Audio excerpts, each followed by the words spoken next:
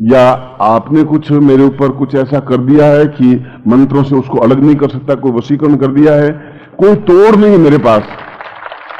कई बार उस वशीकरण को तोड़ने की कोशिश की, मैं कहा चलो छोड़ो, ये घर बार की चिंता नहीं है तो इनकी तुम चिंता क्यों करते हो, छोड़ो। मगर आपका वशीकरण प्रयोग बहुत स्ट्रांग है, किसी को ज्ञात हो तो मुझे सिखा दें तो मैं भी आगे कहीं सिखा सकूं। बहुत कमाल का वशीकरण है तुम्हारा। उनकी आंख में आंसू होते हैं, उनकी गला रुंध जाता है, वह अपना भाव विवल हो जाते हैं, वे बिना देखे रह नहीं पाते हैं, अपने आप को जीवन को होम देते हैं। ठीक है, उनकी एक सामाजिक मर्यादाएं, व्यवस्थाएं, मजबूरियां हैं, मैं इस बात को समझता हूं। गृहस्थ की एक मजबूरियां होती हैं, संन्यास की भी एक मजबूरियां होती हैं, मगर मजबूरियों से बंधे हुए नहीं है। आप बंधे हुए हैं, यह कमी है। क्या हो जाएगा इसमें? क्या आपके पास मान लो कैडलक गाड़ी हो जाएगी तो क्या हो जाएगा? गाड़ी तो वो गाड़ी है, चाहे वो कैडलक हो, चाहे शेलो गाड़ी हो, चाहे फोर्ड गाड़ी हो, चाहे कोई गाड़ी हो। मैं तो बैलगाड़ी में भी बैठा उसी ढंग से, मुझे तो आनंद आ रहा था। बैलगाड़ी में बचपन में बैठा था तब भी, और आज शेलो में बैठता हूं तब भी, और फोर्ड में बैठता हूं तो मैं BMW में बैठा था तब भी। यह मेरे जीवन का पर्याय हेतु है, अपना अपना आनंद है।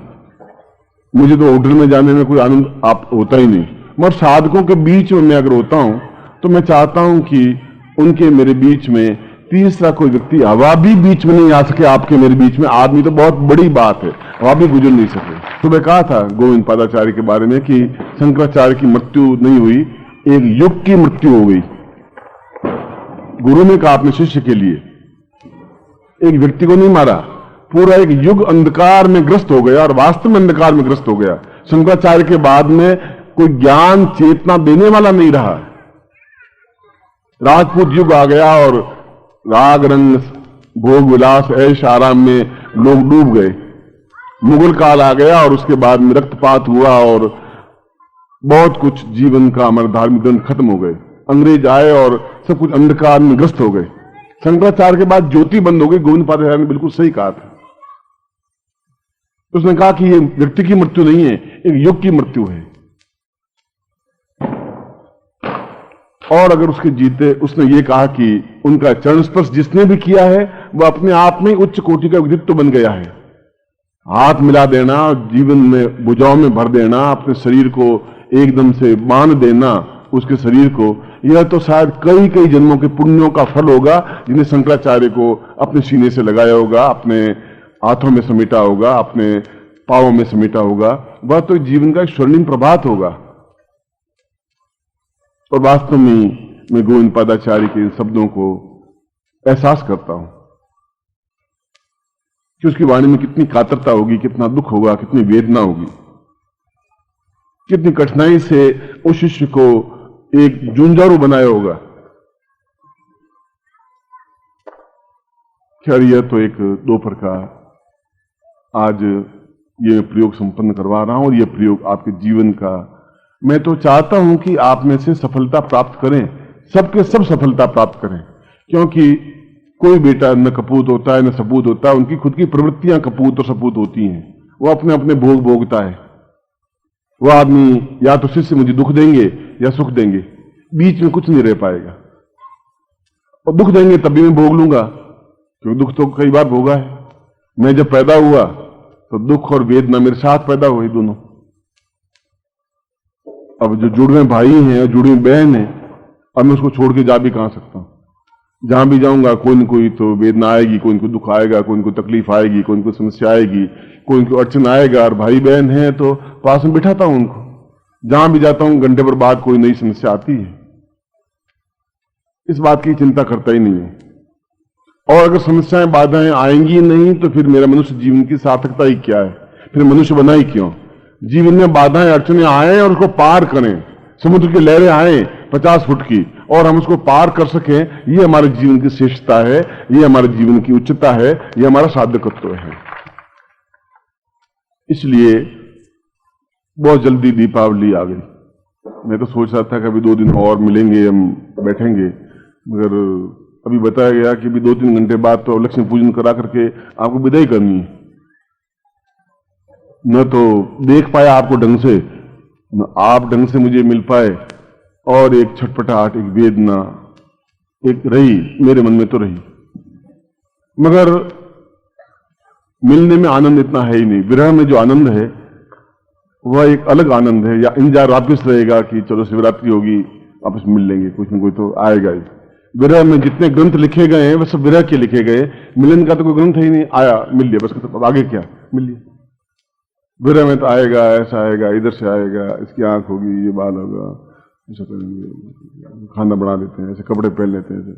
विरह में तो सुख ही सुख है, मगर विरह के बाद मिलन भी होना चाहिए। ऐसा नहीं कि जिंदगी में विरह करते ही रहे आप, वह सबसे बड़ा घटिया काम। तुम्हारा नहीं, मेरे लिए तकलीफदायक हो जाएगी। या तो मुझसे प्रेम करना नहीं था, तुम्हें पहले ही दूर रहना था, किया तो अब ये समस्या और नई समस्या पैदा मत कर देना मेरे लिए, और समस्या हो जाएगी। हर चेहरा मुझे याद है, मेरी आंखों में प्रत्येक का बिंब है। अगर आप मेरी आंख में देखें तो प्रत्येक का फोटो उस आंख में दिखाई देगा आपको। और मैं राजयोग दीक्षा के बारे में कह रहा था कि राजयोग दीक्षा है, और उसके बाद उससे भी उच्च कोटि की दीक्षा आज तक पिछले 5000 वर्षों, शंकराचार्य के समय से भी पूर्व, शंकराचार्य जिंदगी भर तरसता रहा कि मुझे राज्याभिषेक दीक्षा मिले।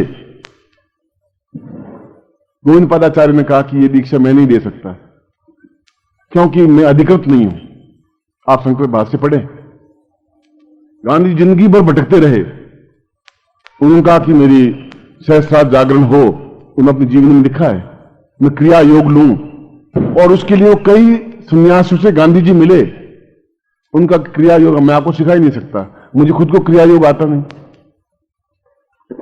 क्रिया योग जैसी वस्तु और क्रिया योग से भी कई गुना ऊंची राजयोग,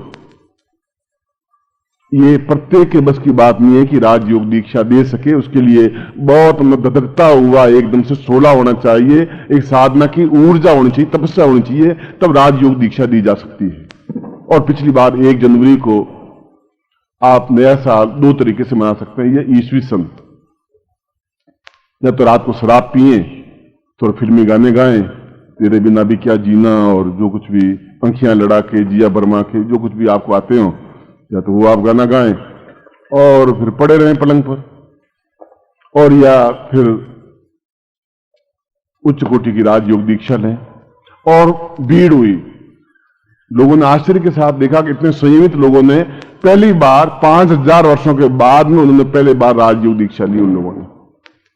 तो इस बार अभी तालकटोरा स्टेडियम है, बहुत बड़ा, दिल्ली का सेंटर है, जहां किसी को लाल किला कहां है तो कोई बता देगा, तालकटोरा स्टेडियम कहेगा तो कोई भी बता देगा। उससे भी जो शंकराचार्य दीक्षा प्राप्त नहीं कर पाए, राज्याभिषेक दीक्षा, वह राजयोग दीक्षा अलग है, मैं राज्याभिषेक दीक्षा कह रहा हूं। वो इस बार मैं राज्याभिषेक दीक्षा प्रत्येक शिष्य को दूंगा। यह अपने आप में जिंदगी का सौभाग्य, युगों का सौभाग्य है।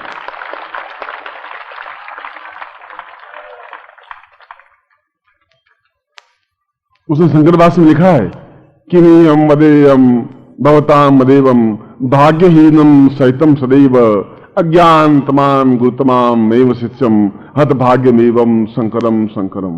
वे शंकर तुम हतभाग्य हो, तुम्हारा भाग्य में ही नहीं है। तुम राज्याभिषेक दीक्षा लेना चाहते, गुरु ने मना कर दिया, गुरु को खुद को ही नहीं आ रही है, तो वह मुझे कैसे देगा? मैं और किस गुरु के पास जाऊं? क्योंकि मुझे तो कोई दूसरा गुरु दिखाई नहीं दे रहा है। मैं राजयोग तो खैर समझ लूंगा, पर राज्याभिषेक दीक्षा बिना तो जीवन अपूर्ण है, अधूरा है। उस जीवन का मेरा मतलब नहीं है। और उस समय ऐसा था नहीं कोई गुरु, चल बेटे जा, मैं राज्याभिषेक किया, तुम्हें तो सम्राटाभिषेक देता हूं, तुम क्या समझेगा, नजदीक आ जा। वो आज के गुरु तो तुम हरिद्वार में जाओ तो सम्राटाभिषेक क्या, ठेठ आकाशाभिषेक दीक्षा भी तुम्हें दे देंगे। पर वहां तो सत्यता थी। उसने कहा कि मैं शंकर, तो मैं राज्याभिषेक दीक्षा इसलिए नहीं दे सकता हूं कि मुझे खुद को ही नहीं आती। मैं तपस्या की धधकती हुई आग तुम्हें सौंपूंगा तभी तो हो पाएगा। पूरी ज्वाला सौंपनी पड़ेगी तुम्हें। मैंने तुम्हें राजयोग दीक्षा दी है, इस राजयोग दीक्षा से भी तुम पूरे भारतवर्ष पर विजित हो जाओगे। और उसके बाद ही चिंतन आया था कि अगला साल अपने साधकों को राज्याभिषेक दीक्षा दूंगा, जो हकीकत में देखा जाए मंच पर बैठा हूं और पिछले 25,000 वर्षों में किसी व्यक्ति ने किसी को राज्याभिषेक दीक्षा नहीं दी होगी, दे नहीं पाया होगा। इसलिए मैं 31 जनवरी की रात को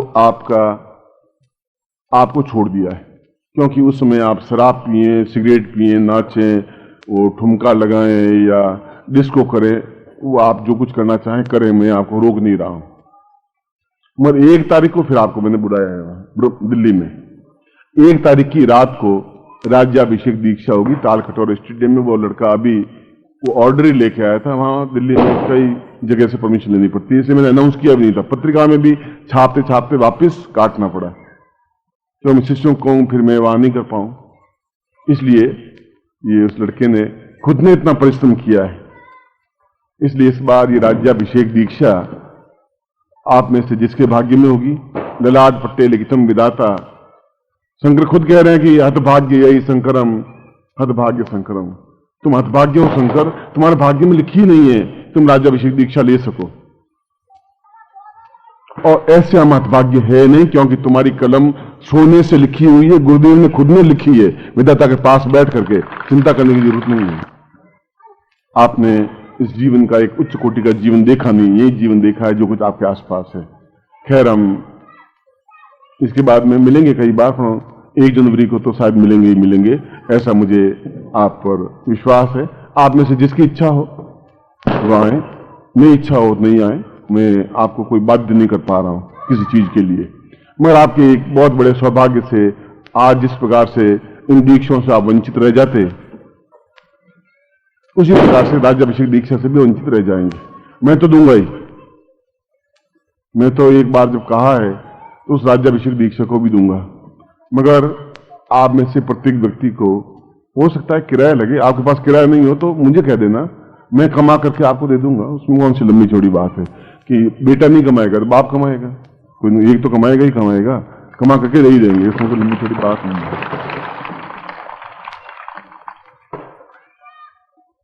मगर दीक्षा से वंचित नहीं रहे, प्रयोगों से वंचित नहीं रहे।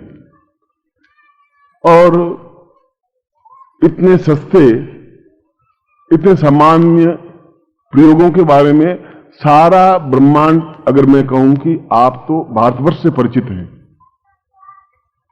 मैं पूरी पृथ्वी से भी परिचित हूं तुम्हारे साथ में। भारतवर्ष से परिचित हूं, इंग्लैंड से परिचित हूं, अमेरिका से परिचित हूं, स्विट्जरलैंड से परिचित हूं, यूरोप से परिचित हूं, अमेरिका से परिचित हूं, चीन से परिचित हूं, रूस से परिचित हूं, जापान से परिचित हूं, और अफ्रीका से परिचित हूं, पाकिस्तान से परिचित हूं, पूरी दुनिया से परिचित हूं। दुनिया से भी ऊपर एक ब्रह्मांड है, उस ब्रह्मांड से भी परिचित हूं।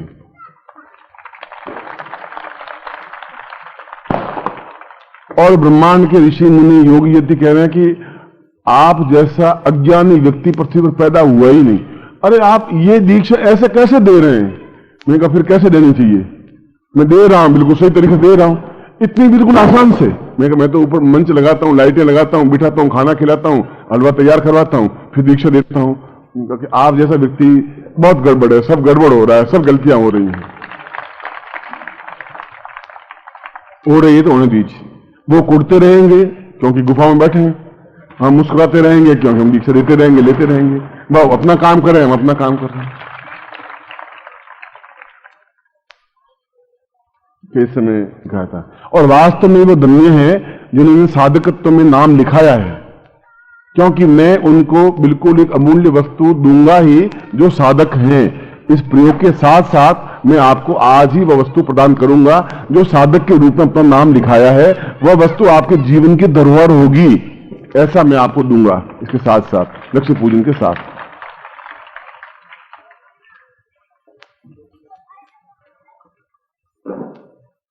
सिद्धि प्रयोग वही कराऊंगा। प्रारंभिक जो पैकेट लिया था उसकी मैं निश्चित काल का मतलब लक्ष्मी पूजन से पहले उस प्रयोग को करवाऊंगा। इसलिए उस प्रयोग को मैं बाद में करवाऊंगा, क्योंकि उसके साथ मुझे उच्च कोटि के कोई वस्तु, कोई तथ्य उन लोगों को देना है जो वास्तव में साधक बने हैं। ऐसा जब मेरे मुंह से निकल गया है तो फिर मुझे उसकी व्यवस्था करनी पड़ेगी। निश्चित काल में दूंगा। निश्चित काल, आज मैंने बताया कि 3000 वर्षों के बाद में ये समय आया है, तो निश्चित काल 8:55 से शुरू हो जाता है और करीब 2:15 बजे तक रहेगा। और निश्चित काल में यूं तो प्रत्येक क्षण दीक्षा अपने आप में अद्भुत होती ही है। कोई भी दीक्षा कभी भी लें, आज लें, 2 दिन पहले ली, 2 घंटे पहले ली। और निश्चित काल में दीक्षा का महत्व तो और भी उच्च कोटि का हो जाता है, 1000 गुना हो जाता है। चाहे मनोकामना सिद्धि दीक्षा हो, चाहे अपनी इच्छा दीक्षा हो, चाहे कुंडली जागरण दीक्षा हो, चाहे ब्रह्मास्त्र दीक्षा हो, चाहे ब्रह्मांड वेदन दीक्षा हो, चाहे महालक्ष्मी दीक्षा हो या रोग मुक्ति दीक्षा हो, कोई भी किसी प्रकार की उस निश्चित काल में दीक्षा लेने सन्यासी जैसे व्यक्ति भी, उनको किसी की जरूरत नहीं होती, फिर भी वे दीक्षा प्राप्त करते हैं। हमें ब्रह्मांड दीक्षा दें, ब्रह्मांड वेदन दीक्षा दें, या तत्वमसी दीक्षा दें, या ओंकार दीक्षा दें, या सहस्त्राण दीक्षा दें, या वायुगमन दीक्षा दें, या जलगमन दीक्षा दें, वे भी दीक्षा लेते हैं, क्योंकि निश्चित काल में ही इस प्रकार की उच्च कोटि की दीक्षा आसानी से पूरे शरीर में प्रवाहित हो सकती है। इसलिए मैंने महालक्ष्मी प्रयोग भी निश्चित काल में रखा, और इस पैकेट को भी इसमें देखूंगा कि कितने साधक हैं, और उतनी व्यवस्था मुझे यंत्रों को प्राप्त करनी पड़ेगी या कोई वस्तु की प्राप्त करनी पड़ेगी जो मुझे आपको देनी होगी। इसीलिए निश्चित काल में उस प्रयोग को संपन्न करवाऊंगा जो साधक बने हैं और उनको पैकेट मिला है, क्योंकि उसके साथ साथ वह वस्तु भी जो कि उनके जीवन का एक धरोहर होगी वह मैं दूंगा। इसलिए उस क्षण को मैंने रोका है। दीक्षाओं का जहां तक क्रम है, उसके बाद कल मैं दीक्षाएं शायद दूं या नहीं दूं कह नहीं सकता। इस समय का माहौल ही कुछ और है, कल का माहौल ही कुछ और होगा। वह एक क्षण, एक समय, एक वायुमंडल, एक सारे ग्रहों का सामीप्यता, और पृथ्वी पूरे ग्रहों के नजदीक से नजदीक पहुंच जाती है। यह क्षण ऐसा है कि इस समय सभी ग्रहों के बिल्कुल नजदीक पृथ्वी होगी, और इसीलिए उन ग्रहों का संपूर्ण प्रभाव पृथ्वीवासियों पर होगा। इसीलिए निश्चित काल में दीक्षा लेने वालों के लिए वो प्रयोग भी मैंने अभी बोला था, मैं भी करवा दूंगा। पहले मैं साधना सिद्धि सफलता आपको प्रयोग संपन्न करवा रहा हूं। वह पैकेट खोल दे यंत्र, और वह सिद्धि फल वगैरह निकाल दे।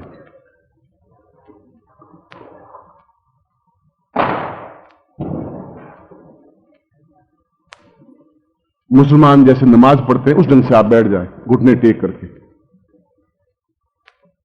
सही अर्थों में तो ये वीरासन है, हनुमान इसी आसन पर बैठते हैं, इसको वीरासन कहते हैं।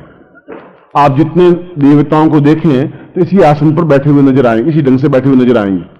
ये देवी का कोई चित्र हो कहीं तो आप उसमें देखें तो देवता इसी आसन पर बैठते हैं। ये अपने आप में वह सुखासन है जो आप पालती मार के बैठते हैं, यह वीरासन है।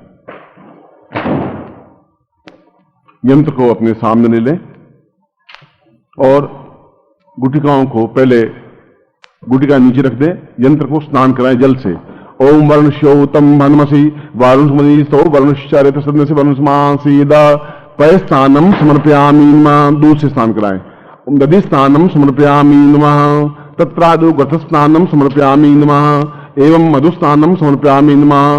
पूर्णत्वम शर्करा स्नानम समर्पयामि नमः। एवमेव पयोदधि गतम चैव मधु च शर्करायुतम पंचामतेन देवेश स्नानार्थम प्रकृताम। पंचम स्थान से ओम पंचम सरस्वती मपीयंति स्रोतसा सरस्वती तो पंचदासो देशे भवसृता पंचम स्थानम समर्पयामि नमः। एवं गंगा स्थानम गंगे चैमुने चैव गोदावरी सरस्वती नर्मदे सिंधु कावेरी जलेस्मिन् सन्निधि कुरु। ब्रह्मांडोद तीर्थानि सरिस्ता पूर्वा एतोस्वानम शक्ति समस्त स्नानम कुर्यात प्रच्छयामि। दुपट्टे से आप इसको पहुंच लीजिए यंत्र को। उसके बाद में आप इसके ऊपर 7 बिंदियां लगाइए, 7 कुमकुम की तिलक करिए यंत्र के ऊपर। साम पूर्वी साध्यम साध्यात्मकम आयाम स्थापयामि नमः। तत्रादु विजयम विजय आवायामि स्थापयामि नमः। कीर्त्य कीर्त्यम आवायामि स्थापयामि नमः। स्नेहम स्नेहाम आवायामि स्थापयामि नमः। चैतन्य चैतन्यम आवायामि स्थापयामि नमः। सिद्धिम सिद्धे आवायामि स्थापयामि नमः। पूर्ण सिद्धि मनोकाल सिद्धि सर्वत्र विजय प्राप्ता नित्यम और समस्त साधनाम सिद्धि प्राप्ता ऐश्वर्य महालक्ष्मी देवी आवास आवामी स्थापयामि नमः। त्वां गुटिकायाम एतोषाम भैरवी भद्राक्षी कात्यायनी तत्रादु स्थानम समर्प्यम समर्पयेत। तीनों गुटिकाओं पर भी कुमकुम की बिंदी लगा दें।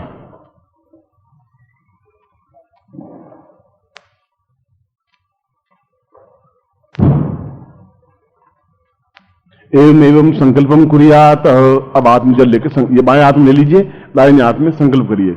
ओम भारतवर्षे बदखंडे जम्मू द्वीपे शालिवान साखे बुद्धावतारे समसे समुद्र को सम्मता 2053 कार्तिक मासे कृष्ण क्रियास्तु मावश्याम रात्रो सा पूर्णाम सिद्धि साध्य सफलता पूर्ण विजय काले तस्मानम सा समस्त साधनात्मकम साफल्यम प्राप्ता निमित्तम गुरुमुखेन मंत्राणाम एतोस्मान मम अमु गोत्रोत्पन्नो हम अमु शर्मा हम ताम पूर्ण सिद्धि साफल्य तो स्वानम सक्रिय कल्याणताम दीर्घा अधुनतव्यम संपर्दे।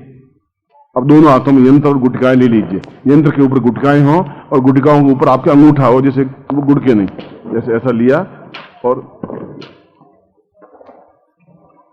मेरी तरफ आप देखेंगे और सीधे बैठेंगे, क्योंकि वीरासन में आप झुक भी नहीं सकते, बिल्कुल सीधे ही बैठेंगे।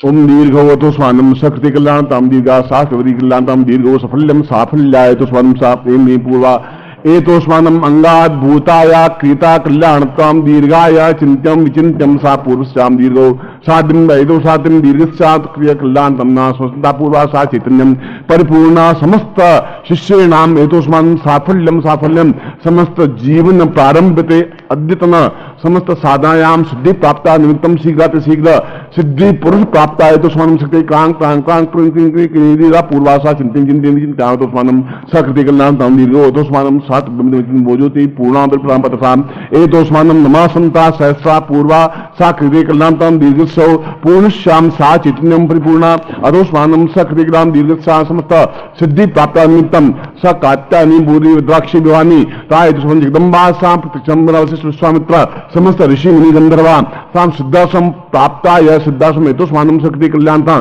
समस्त ऋषिया मुनिया गंधर्व ब्रह्म लोका विष्णु लोका इंद्र लोका समस्त ब्रह्मांड लोके नाम सिद्धिम साध्याम हेतु स्वानम ममा साम समस्त देह सिद्धि पुरुषम हेतु स्वानम समस्त ब्रह्मांड मुष्टि प्रहारेण समस्त स्थिति कल्याणताम दीर्घो अथो स्वानम सात ब्रह्म बोज्योति पूर्णा साम ज्योतिर्वासी पूर्णा सात कुंडलिनी जागरणता प्राणवायु जागरणताम एतो प्राण हम ता भू स्थापयामि ओम भुव जीवनम स्थापयामि स्वजीवनम स्थापयामि देह जीवनम स्थापयामि क्रियाणु स्थिपम स्थापयामि दीर्घो जीवनम स्थापयामि पूर्ण स्थापयामि ब्रह्मांड जीवनम स्थापयामि समस्त ब्रह्मांड मम हरे अहम ब्रह्म ब्रह्मास्मि ब्रह्म किरणम सा ब्रह्म चैतन्यम परिपूर्णम अथो स्वानम सकृते दीर्घा मम समस्त सिद्धीनाम हेतु स्वानम सातव्यम पूर्ण सिद्धि प्राप्ताय सातव्यम संपर्दे।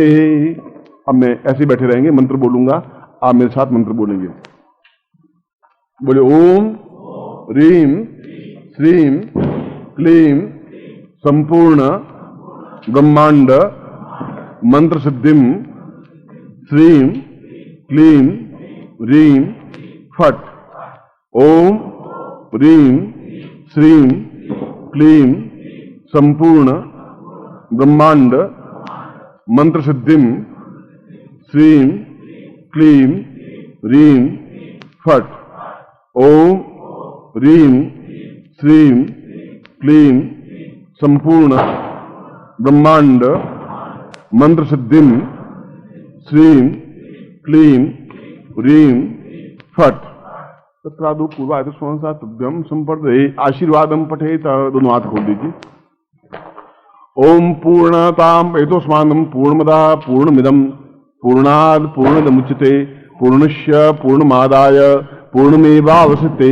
ओम पूर्णत्वाम दीर्घाथोस्मानं शतं जीवे शरदा वर्धमानो शतां हेमन्तां शतमिन्द्रियगुं हविष्यां तां पूर्वाय तो स्वानं सहस्रशी रेखा पूर्वक सहस्राक्ष सहस्रपात सभूमिगुं सवतस्पर्त्यादिशुंसामुना पूर्वा सा चैतन्यम एतोस्मानं स मम शिष्येणां समस्त पूर्ण सिद्धि प्राप्ता निमित्तम गुरुमुखेन मंत्र प्राप्यते सा चैतन्यम शीघ्र शीघ्र मंत्र सिद्धिं साधना सिद्धिं प्राप्यते स पूर्ण सिद्धि पुरुष प्राप्यते एतोस्मानं सा तुभ्यम आशीर्वादम पठेत। मैं आपको आशीर्वाद देता हूं कि आपने जितनी साधनाएं पहले की और करेंगे उन सब में आपको निश्चित रूप से सफलता प्राप्त हो, ऐसा ही मैं आपको आशीर्वाद देता हूं। आपकी कल्याण कामना करता हूं, आपकी पूर्णता का परिचय देता हूं। आप सीधे बैठ जाएं।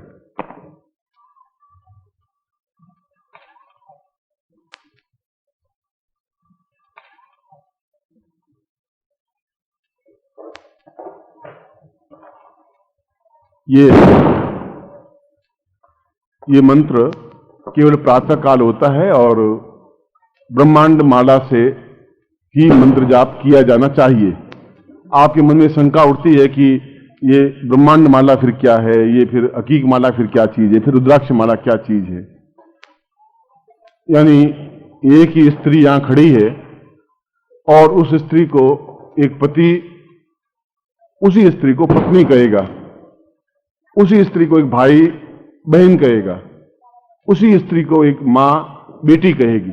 स्त्री एक है मगर उसको तीन शब्द, क्योंकि उनको तीन भावनाओं से देख रहे हैं। इसलिए जो माला ब्रह्मांड मंत्रों से सिद्ध की हुई हो उसको ब्रह्मांड माला कहते हैं। वो माला अपने आप में कोई बहुत बड़ी तथ्यदार चीज नहीं है, किन मंत्रों से उसको सिद्ध किया गया, उनका प्रतीक मन को किस मंत्र से सिद्ध किया गया है, वह अपने आप में महत्वपूर्ण है। मालाएं तो हरिद्वार में, मथुरा में और गली कूचों में बहुत मिलती है, मगर मंत्र सिद्ध माला हो ब्रह्मांड माला से, इसलिए ब्रह्मांड माला से यह मंत्र जाप किया जाना चाहिए, क्योंकि यह जीवन की एक धरोहर है, आपके नहीं आने वाली पीढ़ियों के लिए भी वो माला, ये यंत्र अपने आप में। इसलिए मैं आपको आशीर्वाद देता हुआ करीब 1.5 घंटे के लिए छोड़ रहा हूं। हम 8:55 पर यहां आ जाएं और मैं लक्ष्मी पूजन करवाऊंगा। लक्ष्मी पूजन में समय लगेगा और सही तरीके से आप हाथ पैर धो लें, स्नान करने की जरूरत नहीं है। जब आप चाय वाय पी लें तब जब आते समय केवल पैरों को थोड़ा सा छींटा लगा दें, पैरों को थोड़ा सा धो लें। इतना रगड़ रगड़ के साबुन लगाने की जरूरत नहीं है आपको, आप बिल्कुल शुद्ध पवित्र हैं। स्नान बिल्कुल करने की जरूरत नहीं है, बुखार आने की जरूरत नहीं है। थोड़ा सा हाथ पैर धो करके शुद्ध सात्विक भाव से फिर आप करके बैठें। मैं आपको उस समय ये प्रयोग भी करवाऊंगा और पूर्ण महालक्ष्मी प्रयोग चारों वेदों से युक्त और निश्चित काल में दीक्षाएं देने के बाद में वह प्रयोग संपन्न करवाऊंगा। मैं आपको एक बार फिर हृदय से आशीर्वाद देता हुआ आपकी कल्याण कामना करता हूं, पूर्णता प्राप्त। ओम परम तत्वाय नारायणाय गुरुभ्यो नमः। ओम ह्रीं मम प्राण देह रोम प्रतिरोम चैतन्य जाग्रय ह्रीं ओम नमः। ओम भूर्भुवः स्वः तत्सवितुर्वरेण्यं भर्गो देवस्य धीमहि धियो यो नः प्रचोदयात्।